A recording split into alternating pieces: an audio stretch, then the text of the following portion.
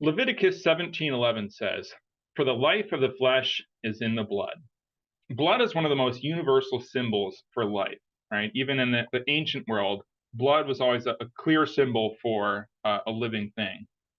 This, of course, is because of the importance of blood for our biological systems, right? It acts as a key carrier of our nutrients and things like oxygen that are critical for our body to survive.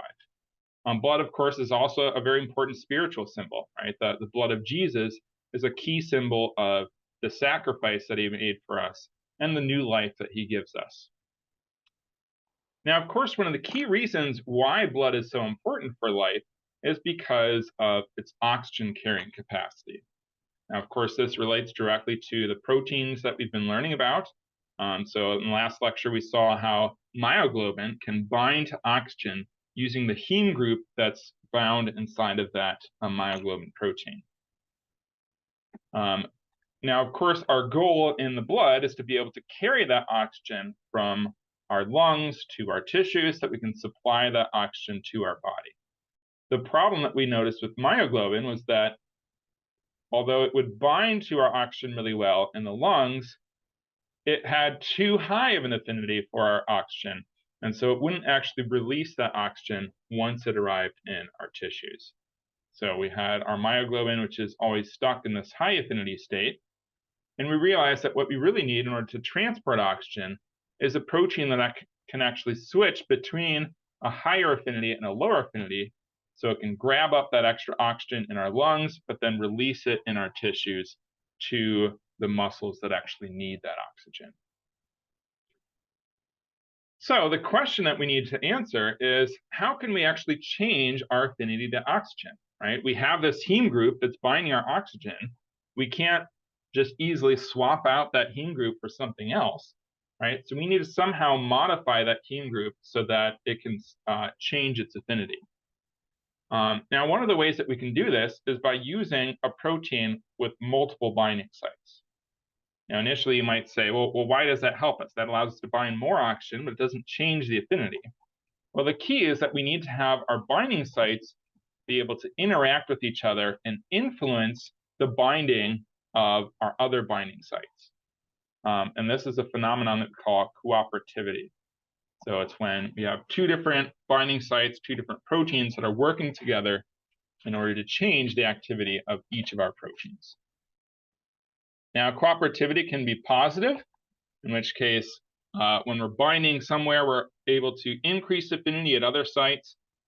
So we're increasing affinity. Or it can also be negative, where when we bind, that then reduces affinity at other sites. So how do we actually accomplish this sort of cooperative mechanism? How can we tie it to changing the affinity of our oxygen? So again, what our cooperativity requires is we need to have two proteins that are closely bound together. So this would, of course, be our quaternary structure, where we have multiple individual protein units that are then combined together in this larger kind of complex structure. So notice with these two proteins here, so we have these regions that are interacting between our proteins, marked in green. And then we have, of course, the remainder of our protein. Our binding site is on the far side of our protein. Notice we have kind of this blue claw-looking shape where our ligand is going to bind. Now, in our initial structure, you'll notice that we have different colors here. So the blue is representing a very stable structure. The green is a less stable structure, and the red is a unstable or disordered structure, right? So we have some flexibility there in our conformations because our protein isn't completely folded into one stable structure. And this is key for this cooperativity because it's going to allow us to easily change our structure. So as we add in ligand right here, so we bring in our red square ligand here. This would be an induced fit because as it's binding in our binding pocket, we're causing a change in conformation as our protein is then shaping itself to increase the interaction with that ligand.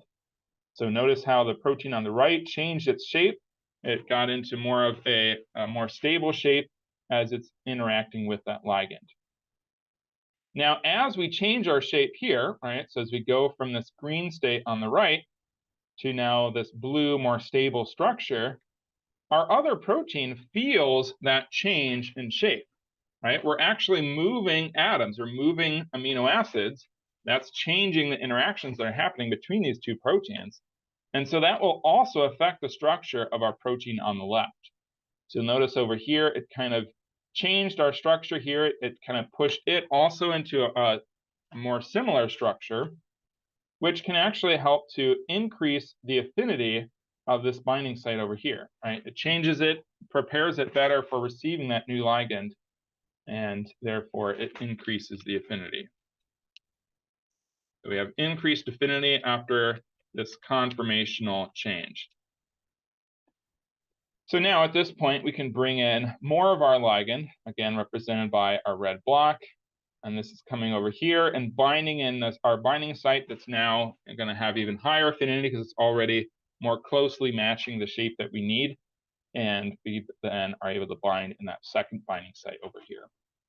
So again, this would be positive cooperativity. We're binding in our first binding site, then increases the affinity and helps our ligand to bind in that secondary binding site. And again, the key is that we have to have a conformational change, right? We have an initial induced fit that then causes the change in the structure of our first protein that cascades and affects the structure of our second protein to then increase the affinity there. And of course, as always, these are equilibrium processes. So our ligand can also be released from our binding site, and our cooperativity would then be removed as one side of our protein kind of falls apart and we lose the ligand. The other side kind of also changed its shape, and the affinity would be reduced. Now, I want to talk briefly about how we can quantitatively model this sort of cooperativity. The key thing, of course, to realize is that as soon as we have a cooperative protein or a cooperative protein complex, that implies that we're going to have multiple ligand binding sites. So notice we now have this n term where n is a whole number indicating the number of ligand binding sites.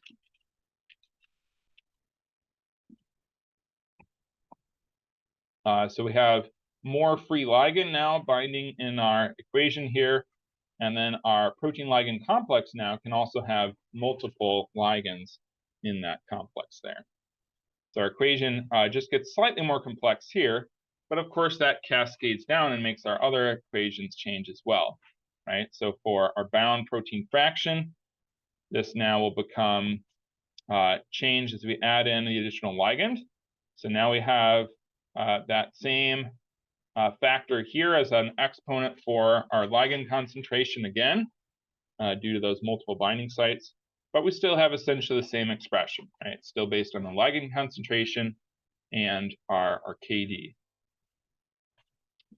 Now, if we perform some mathematical manipulations with these equations, we can develop the Hill equation. So this is our Hill equation. It's relating between our bound protein fraction to our KD, the dissociation constant. We also have our ligand concentration and the N, which is our ligand binding sites. This N factor here is also called the Hill coefficient.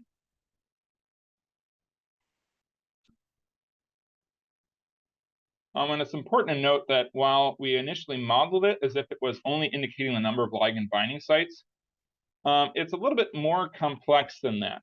This N number can actually just be a general representation of the cooperativity of our protein here. So what we see in general is that, okay, if N equals 1, then obviously this returns to our original equations that we had for a single ligand binding site.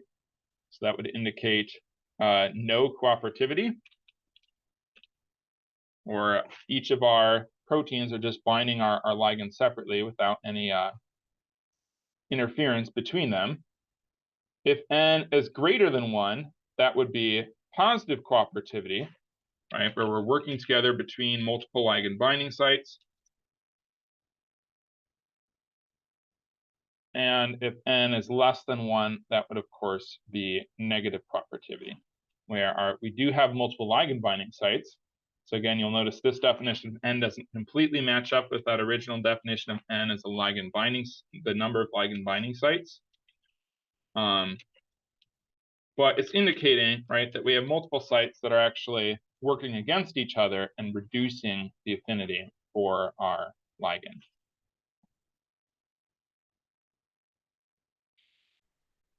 So here we see different Hill coefficients for some of our key proteins that we're going to be looking at here. So myoglobin, of course, we already looked at as our storage protein for oxygen. Myoglobin has a Hill coefficient of 1. Of course, that's what we expect. There's no cooperativity in myoglobin. It's just a single protein with a single binding site, grabbing onto oxygen and storing it in our muscles. Now, we also see hemoglobin here. So hemoglobin is going to be carrying our oxygen through the bloodstream. You'll notice hemoglobin has multiple different Hill coefficients. So it has a cooperativity here with a Hill coefficient greater than 1, a Hill coefficient of 3. But it's actually switching between two different states that have less cooperativity. So you can see you have kind of two different sites that can swap between, where we have cooperativity as we kind of switch between those two different forms. But again, the key thing is just to notice N Hill coefficient of 1 for myoglobin with no cooperativity, and a Hill coefficient of 3 for hemoglobin, indicating that positive cooperativity. So our proteins are working together through this cooperativity and this Hill coefficient in order to change the affinity of our other binding sites. Now, it's important to realize that there are multiple different methods of this cooperativity. So there's actually quite a lot of complexity here between our different methods of cooperativity. So on the left here, we have represented what we call a concerted mechanism. So concerted, of course, refers to something that's moving in concert, right? They're moving together. So in this case, you can see we have multiple subunits together, and they're either all these circles, which are representing the lower affinity state, or they're all in the square form representing our higher affinity state. So they can all switch together, but they're all either one or the other, right? None of our subunits are doing different things at different times. And then, of course, we can bind ligand in each of the different spots. So we do have a lot of different combinations of where our ligand can be, but we're always just switching back and forth between all less active or all more active. Or, of course, if you're talking about negative cooperativity, it could be all high affinity or all low affinity, right? It would apply the same for either cooperativity mechanism. On the other hand, we have our sequential cooperativity. So in a sequential system, you can have individual subunits of our overall protein complex that can switch states without the other ones changing. And you might have a specific order for this. So you could move just one at a time in a very precise order, and as shown in the blue here, or it could be more random with just kind of individual ones switching as they are triggered. But in either case, right, we have many different combinations then, as you can see in this grid, of whether we have ligand bound and they're all in the low affinity state, or whether we have ligand bound and some are in the higher affinity state, or so on and so forth. So our cooperativity is a great way to allow us to regulate the behavior of our proteins through interactions with other proteins. This sort of regulation is very common in our protein functioning, right? We have a lot of different ways that we can kind of change the affinity or the activity of our proteins in order to control the reactions that are happening in our body. So cooperativity is just one case of an overall category of allosteric regulation that we very commonly see throughout biochemistry. So allosteric regulation, or an allosteric protein, refers to when we have the binding of a ligand to one site affecting the binding properties of a different site on the same protein. So of course, in the case of cooperativity, it was binding at one site, then affecting the structure, leading to binding at a different site. An allosteric effect can be positive or negative, just like our cooperativity. It can be either homotropic, in which case we have the normal ligand of our protein as the allosteric regulator, or it can also be heterotropic, meaning that we have a different ligand that will bind and affect the affinity of our normal ligand, right? So a homotropic protein would be where, say, in our hemoglobin, you have oxygen binding that then changes the affinity of oxygen in our other protein binding sites. Heterotropic protein would be where we might have some other molecule, and this is even where we can have things like drug molecules coming in, binding at one site and then affecting the binding of our ligand, our normal ligand at a different site. So cooperativity is really just positive homotropic allosteric regulation, right? It's just one specific example of this broader class of allosteric regulation. Now that would, of course, be referring to positive cooperativity. Okay, so let's take a close look now at hemoglobin and see how it uses this cooperativity in order to allow us to carry oxygen throughout our body.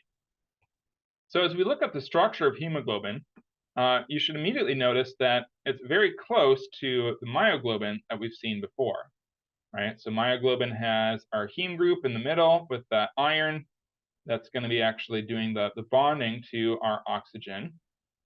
And if we look at our hemoglobin, we see almost exactly the same structure, right? We see kind of similar alpha helices as our main structural component. We again have that heme group with our iron here at the center. The key difference between myoglobin and hemoglobin is that hemoglobin is actually going to be a tetramer, right? Again, tetra means 4. We're going to have 4 different subunits, 2 alpha subunits and 2 beta subunits that are combined together with our quaternary structure to form our full hemoglobin unit. So this is comparing just one of our subunits, the beta subunit, to the structure of myoglobin. So essentially, hemoglobin is roughly 4 times larger than our myoglobin. Now, of course, with that similarity in structure, we would also expect to see a very similar amino acid sequence between hemoglobin and myoglobin. And so we do see that if we look at the sequences, so we have myoglobin, abbreviated here as MB, and then we have the 2 different hemoglobin subunits, the alpha and the beta. And you notice that there are some key similarities between our sequences here. These highlighted areas are areas where we have very high similarities. Some of these are key amino acids, such as the proximal histidine and the distal histidine, right? These are key, of course, for holding our heme group in place and helping to coordinate that iron there in order to bind to our oxygen. So again, they have similar functions, and so they also have similar structures. Again, showing that very close relationship between our structure and our function. Now, of course, with our hemoglobin, we do need some extra structural features as well, because we now have these 4 different subunits bound together. So we need to have interactions that are occurring between our subunits. And these are these regions marked here are regions where we see a lot of the strong interactions that help to hold our protein together. Again, of course, our quaternary structure, right, it's relying on those same key side group interactions that we see in our tertiary structure as well. So we're going to have some key amino acids in each of these regions that are helping to bind these different subunits together. Here we see some of the key amino acids that are forming this interaction between our different subunits. So again, notice we have our alpha subunit and our beta subunit, and then these will be repeated. We'll have 2 beta units and 2 alpha units that will have these same structure and the same interactions here. So we have some key salt bridges here that will help to hold our proteins together. So we have a lysine here on our alpha unit with a positive charge, and it's interacting with a carboxyl group, which this is actually the C terminus of our beta subunit. So this will have a negative charge and will form this strong salt bridge between our 2 hemoglobin subunits. We also have a histidine here, which will, of course, be positively charged, forming a salt bridge with another aspartate, which will be negatively charged on the same beta subunit. And this salt bridge is helps to hold our C terminus in the right orientation to then form our salt bridge here with the lysine. In order to see all of these key interactions between our subunits, it's helpful to have a look at our individual sequences and then see where the key amino acids that are forming these interactions. So again, we just looked at all these interactions here between our alpha and beta subunits, that aspartate and histidine, our C-terminus and that lysine. And you'll notice those, of course, are repeated right here on our other alpha and beta subunits, the same key interactions. Our alpha subunits also have some key salt bridges to help to hold them together. So we have actually an interaction between our C-terminus and our N-terminus, and then we also have an aspartate and an arginine paired with an aspartate and an arginine on the other alpha subunit. So again, all of these different ionic interactions are going to hold our structures together so that we have, again, this complex quaternary 4-subunit tetramer. Now, one of the things that's important to note here is, again, just like with our tertiary structure, all of these interactions here are non-covalent and therefore transient interactions. So this will allow our units to shift and change, right? Which again is key for that cooperativity, right? So when we move one of these subunits, if I move beta 2, for example, that means my aspartate and my histidine and my C-terminus are also going to be shifting a little bit, and that can then shift my alpha subunit as well, right? So they essentially are able to talk to each other through these interactions, and each of our structures can kind of shift in tandem as we perform our cooperativity. So our hemoglobin uses a concerted mechanism, meaning that it's all going to be in one state or the other. So we have two different key states for hemoglobin. An R and a T state are our abbreviations here. So the T state is our 10th state. It has more interactions between our subunits. So again, those would be the interactions that I just showed on the previous slide, creating a more stable structure overall. But in this more stable structure, we also have a lower affinity for oxygen. So it's stiffer, it puts the heme group in a place where it is harder for it to bind to our oxygen. Our R state is the relaxed state. It has a much higher affinity for oxygen. And we actually have some of those interactions between our subunits get disrupted as our conformation changes, our structure changes, and becomes a little bit more flexible. And of course, as indicated by our cooperativity, oxygen binding to our 10th state is going to trigger a conformational change to our R state. And even if we have oxygen binding at just one of our hemoglobin units, it will change the conformation of all of our units to that R state with higher affinity for our oxygen. So in order to make that conformational change, we have to break some of those ion pairs between our alpha beta subunits in order to switch into that new state. So again, that's the crosstalk between our different subunits. They're actually shifting, changing, and breaking those bonds as we shift between our two conformational states. So here's a direct comparison of the T state and the R state in our structure here. So of course, you should notice some of the key interactions that I pointed out before. Here's the histidine and the lysine that are interacting between our alpha and beta subunits. And then as we shift our structure from the T state with more of those strong interactions, you can see those are breaking here as we change our structure, right? So our histidine shifts over. It's now pointing more towards the middle, and it actually interacts with the histidine from our other beta subunit. So these are able to interact through pi-sec interactions between aromatic rings as we shift our structure here. Notice, of course, here's that lysine that used to be forming our ion pair to the beta. It's now shifted into a completely different location here. this huge structural change is triggered just by a very small change in structure through oxygen binding. So it's thought this involves the key helix F within our subunits. So you'll notice in the 10th state, so in the 10th state, of course, we don't have oxygen bound. And our helix actually sits in a spot where it ends up pulling our iron a little bit out of the heme group and kind of distorting the heme group itself. Right? Again, remember that we have this key interaction here between our proximal histidine and the iron. When the oxygen binds, it now adds an additional interaction to our iron from the other side, and it kind of shifts our iron back more in line with the rest of our heme group. At the same time, that also causes our helix itself to shift a little bit, right? So we shift the iron, we shift the heme group a little bit. You'll notice it's more flat here in this conformation in the R state. That pulls on our proximal histidine and ends up shifting our helix F.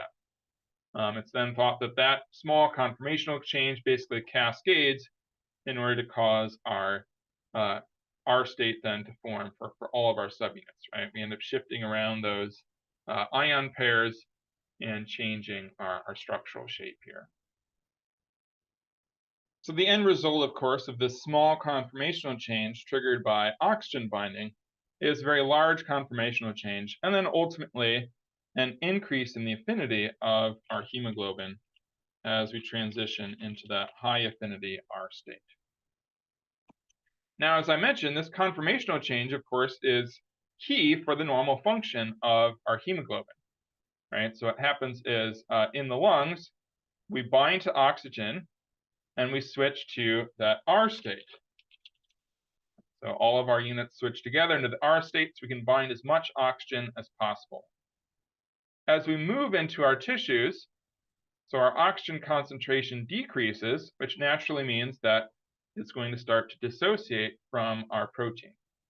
As it dissociates, it switches into the T state, and then it encourages the rest of our subunits to switch to the T state as well.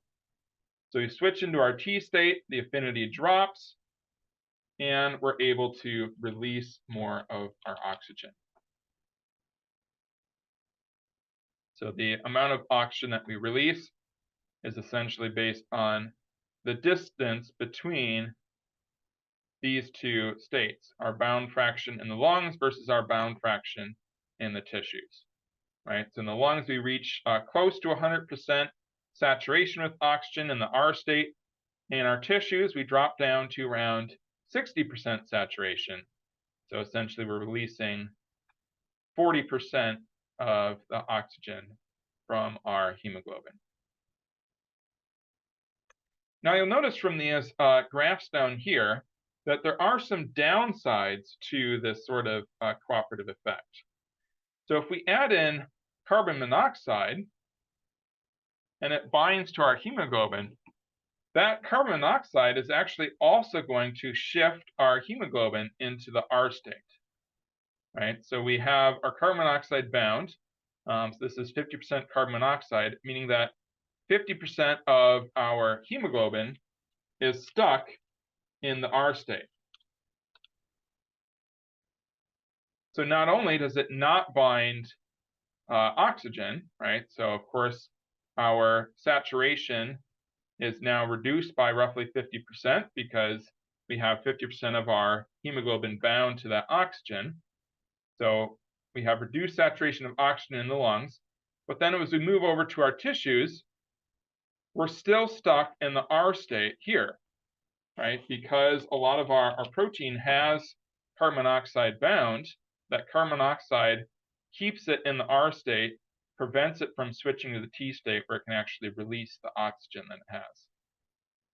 So even one carbon monoxide bound to one of our hemoglobin subunits, right, because they each have their own heme group that can bind to oxygen, it will still essentially shut down the whole protein, right? Because it binds in one site, holds it in the R state, so now it switches and it can no longer switch to that T state and release our oxygen, right? So it just stays in the R state.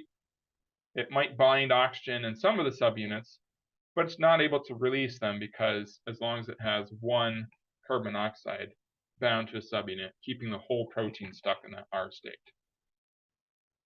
So essentially, this carbon monoxide is actually even worse than if you were anemic with only 50% of your total amount of hemoglobin, right? So if you have an anemic individual with half of the hemoglobin that you would normally expect, they have half as much binding in the R state in the lungs, but they're able to release more because they can still switch to that T state when we go into our tissues.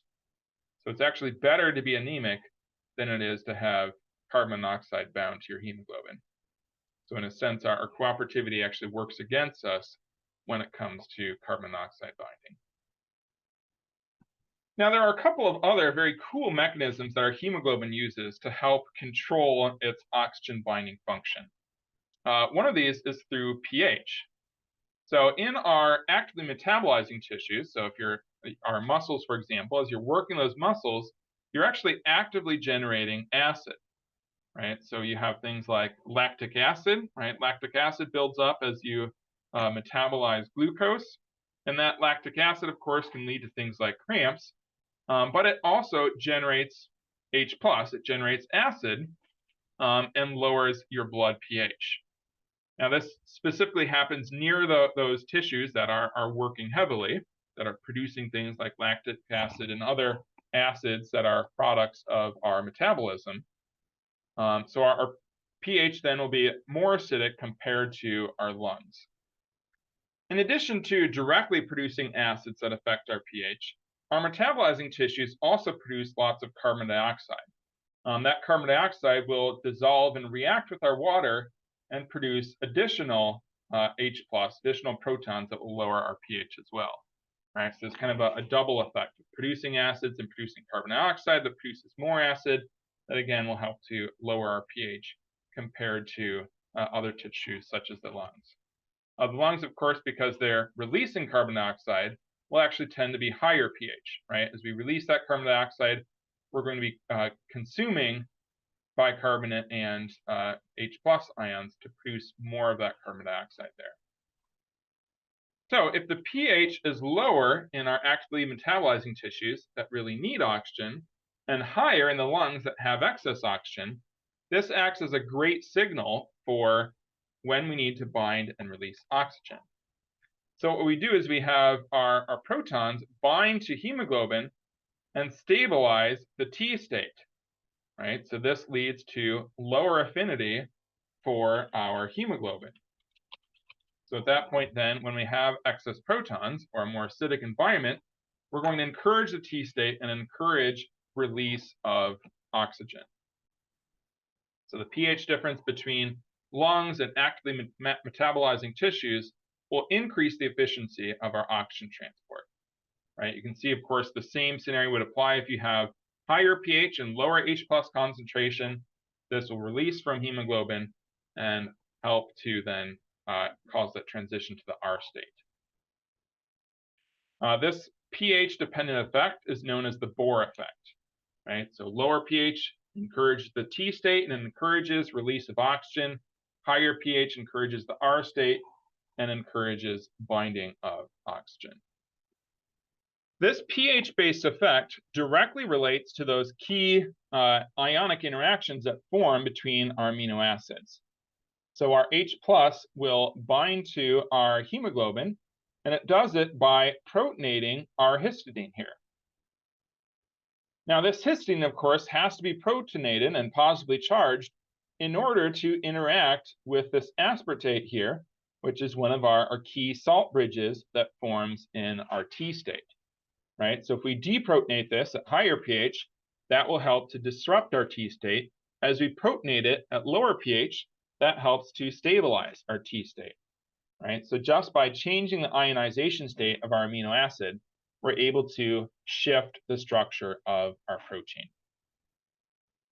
Now, there's also an additional mechanism for this pH-based effect, and it's actually also a method that we can use to transport carbon dioxide through our bloodstream. So our carbon dioxide that's produced in our metabolism can actually bind to the amino terminus of our hemoglobin.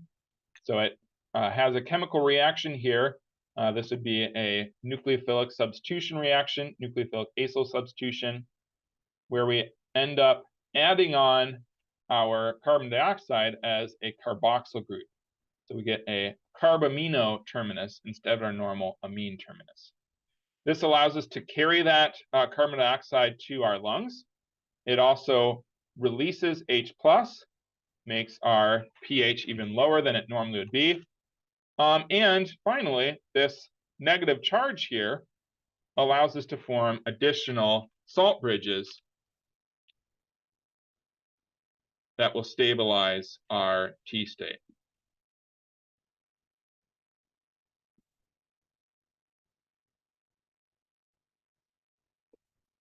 So it's a very useful mechanism, right? It allows us to carry carbon dioxide while also stabilizing that T state and encouraging oxygen release. So we can see this pH effect quite clearly if we look at binding graphs for our hemoglobin, right? So if you look at the bound protein fraction on the left versus the oxygen partial pressure, essentially the oxygen concentration, and we see here at different pHs, so as our pH is higher, you see our graph gets higher and the amount of oxygen bound will increase. So it would be a shifting from a higher pH, where we're binding more oxygen, to a lower pH in our tissues, where we're also releasing more of our oxygen. Right? If you compare at the same partial pressure, around partial pressure 4, which is what we typically see in our tissues, so the oxygen bound to the hemoglobin at a low pH is much lower than the oxygen bound to hemoglobin at a high pH at that same partial pressure of oxygen. Right? So this gap here essentially represents the increased release of oxygen caused by this Bohr effect and this change in pH. So to answer my question here, does acidity increase or decrease the KD? You can see that for each of our curves, right, it gets shifted further and further to the right as we move to lower pHs. And of course, remember our KD is this point on the x-axis where we reach that 50% saturation on our y-axis. So our KD increases as our pH decreases. Now, there's one final regulation mechanism that I want to discuss for our hemoglobin. This is our regulation through 2,3-bisphosphoglycerate. You can see that the structure is shown here. This is also commonly abbreviated as 2,3-BPG, 2,3-bisphosphoglycerate. So 2,3-bisphosphoglycerate is actually produced from one of the intermediates in the metabolism of glucose. It's present at millimolar concentrations in our red blood cells, our erythrocytes. It acts as a negative heterotropic regulator of hemoglobin function. So again, of course, negative, that tells us that it's going to lower affinity for oxygen. Heterotropic just means that 2,3-bisphosphoglycerate is not oxygen, right? That's fairly obvious just from looking at our structure here.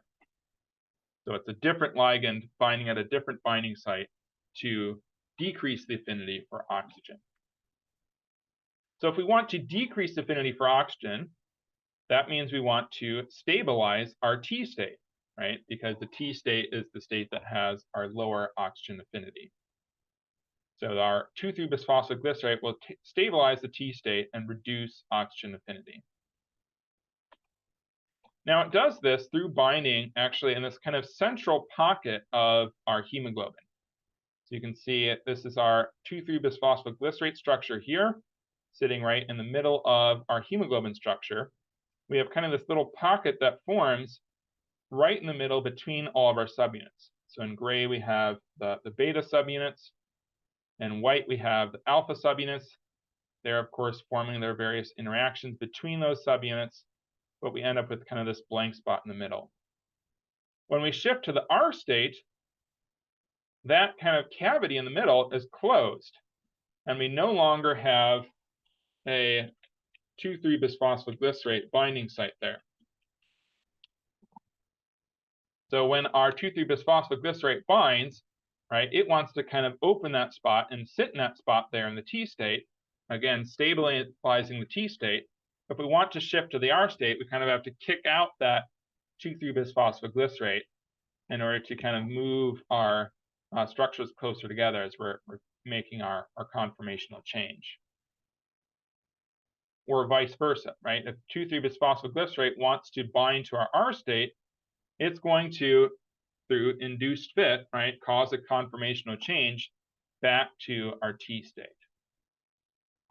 So why do we care, right? What's the point of having a molecule in our red blood cells that's going to decrease their affinity for oxygen, right? That sounds like a bad thing. We want to bind to oxygen so that then we can release it to our tissues. What 2,3-bisphosphoglycerate does is it actually allows us to adapt for altitude changes. So if we look at the oxygen pressure at different altitudes, the oxygen, of course, changes depending on your altitude, right? So we see here the partial pressure of oxygen at sea level compared to at high altitudes, and you'll notice that the oxygen partial pressure decreases significantly. If you have no bisphosphoglycerate whatsoever, we actually mostly just stay in the R state for our hemoglobin, and you'll notice we're back to the same problem that we had with myoglobin, right? We bind that oxygen, but we never actually release it in our tissues.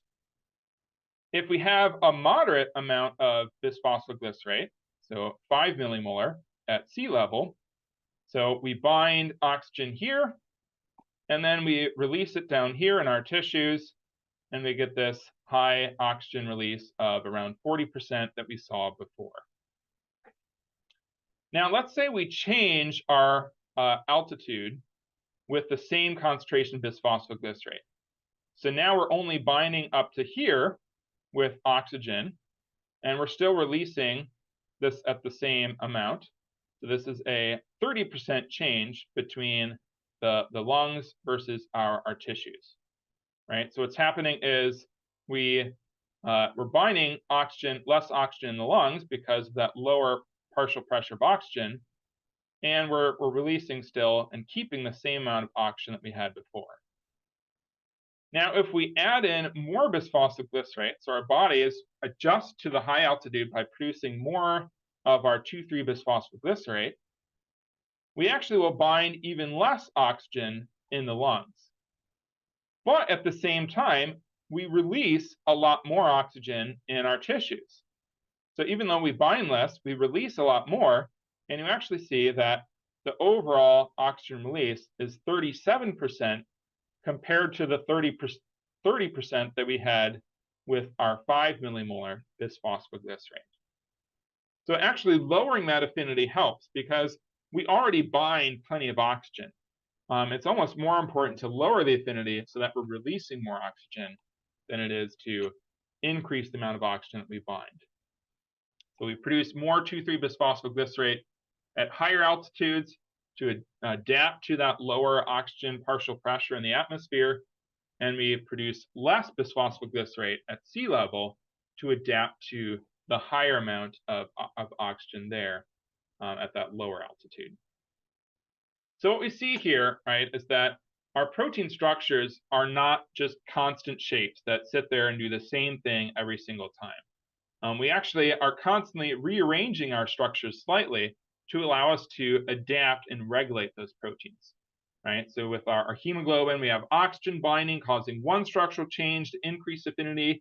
We have proton binding causing the reverse structural change to try to decrease affinity and release oxygen. We also have 2,3-bisphosphoglycerate binding in another site, again helping to reduce affinity and release oxygen.